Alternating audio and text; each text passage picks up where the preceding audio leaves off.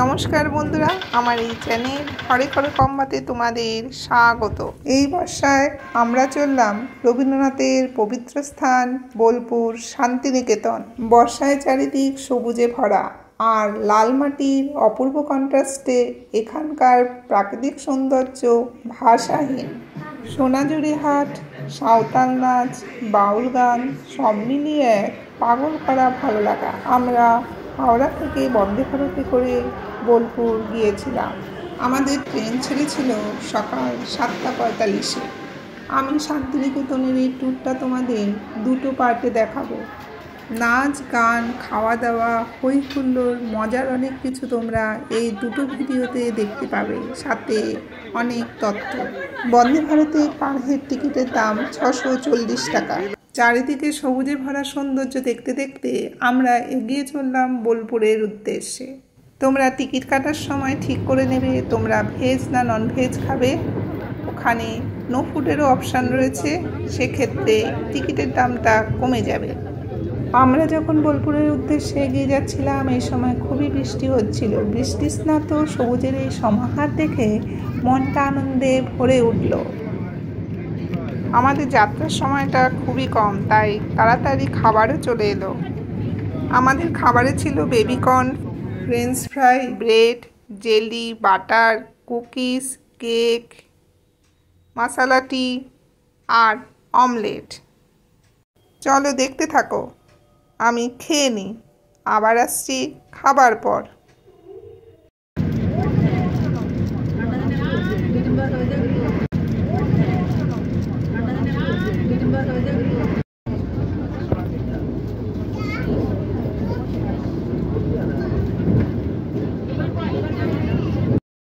খাওয়ার শেষ হতে না হতেই আমরা পৌঁছে গেলাম বোলপুর শান্তিনিকেতনে।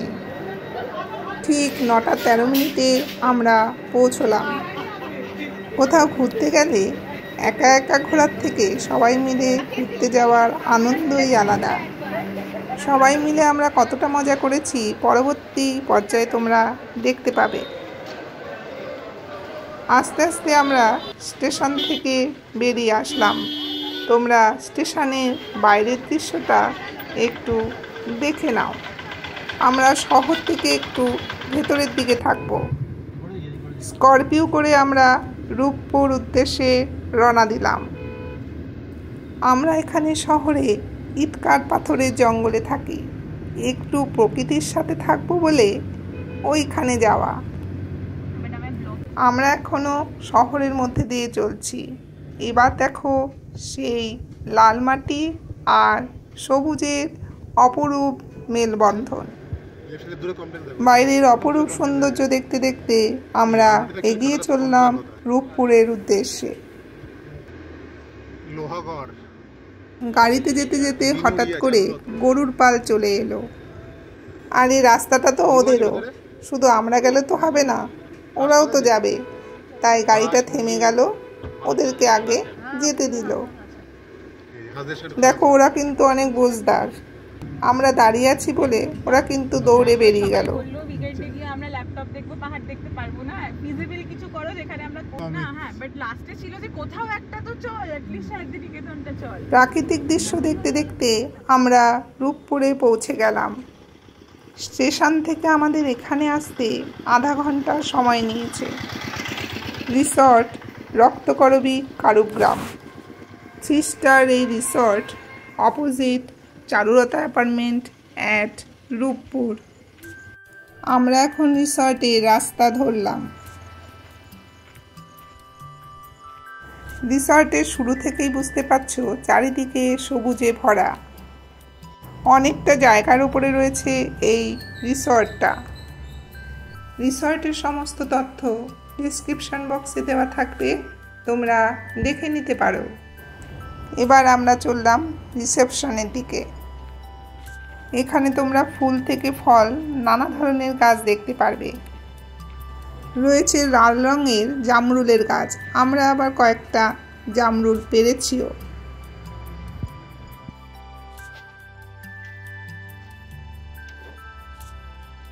রিসেপশনের ভেতরটা দেখে নিলে, চলো এবার বাইরেটা ঘুরি। মেন গেট থেকে কটেজে যাওয়ার পথেই কিন্তু এগুলো পড়ছে। দেখো ছোট করে একটা পার্কও আছে।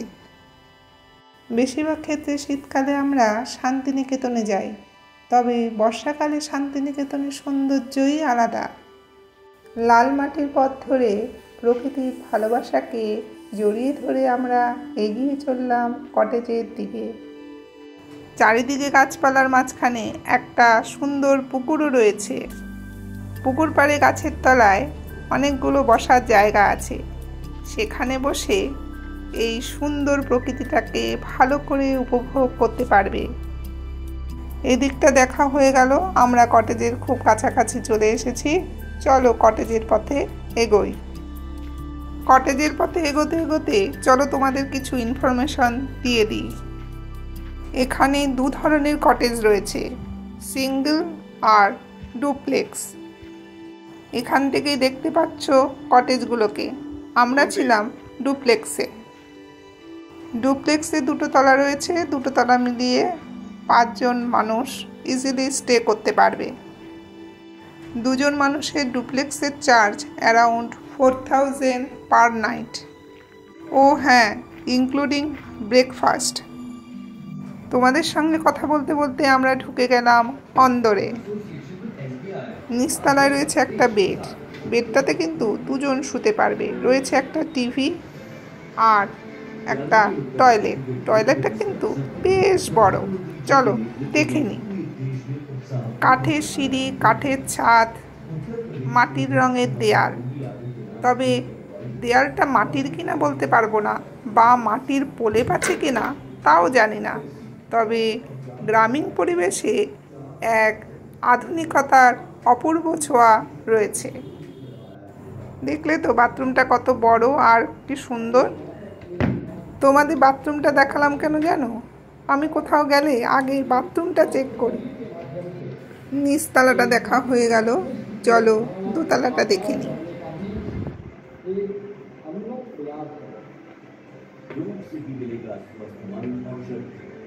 সিঁড়ি থেকে একতলাটা কেমন লাগছে আমার সঙ্গে তোমরা একবার দেখে নাও। নিচতলাটা না একটু অন্ধকার টাইপের, তবে ওপরতলাটা বেশ আলো। দোতলার বেডটা একটু বড়, এখানে 3 জন অনায়াসে শুতে পারবে। ওপরতলায় এসি আছে কিন্তু পাখা নেই, নিচতলায় এসি নেই কিন্তু পাখা আছে। ওপরের এসি চালালে জানলা দরজা বন্ধ করলে নিচটাও একটু ঠান্ডা হয়ে যায়। মনে হয় গরমকালে একটু অসুবিধা হলেও হতে পারে। দোতলায় একটা ছোট্ট টয়লেট আছে, সেটা কিন্তু ওপেন। চলো ছাদে যাই। দেখো দরজা খুলতেই কিন্তু সোজাসুজি টয়লেটটা দেখা যাচ্ছে। আর পাশে দেখো সেই মনোরম দৃশ্য, চারিদিকে গাছ আর গাছ। আমার তো মনে হয় খাওয়া দাওয়ার দরকার নেই, এখানে বসে থাকলে শরীর আর মন দুটোই জুড়িয়ে যাবে। এই ভিডিওতে আমি তোমাদের কটেজের পরিবেশটা দেখালাম। এই ভিডিওতে তোমরা কটেজ অবধি দেখলে, পরের ভিডিওতে নাচ গান খাওয়া দাওয়া নানা মস্তিপূর্ণ এক মজাদার ভিডিও। গাছে কত লাল জামরুল হয়ে রয়েছে, আমরা কয়েকটা পেরেও নিলাম। এখানে এই ভিডিওটা শেষ করছি। তোমরা সবাই ভালো থেকো, সুস্থ থেকো। আবার আসছি শান্তিনিকেতন পার্ট 2 নিয়ে।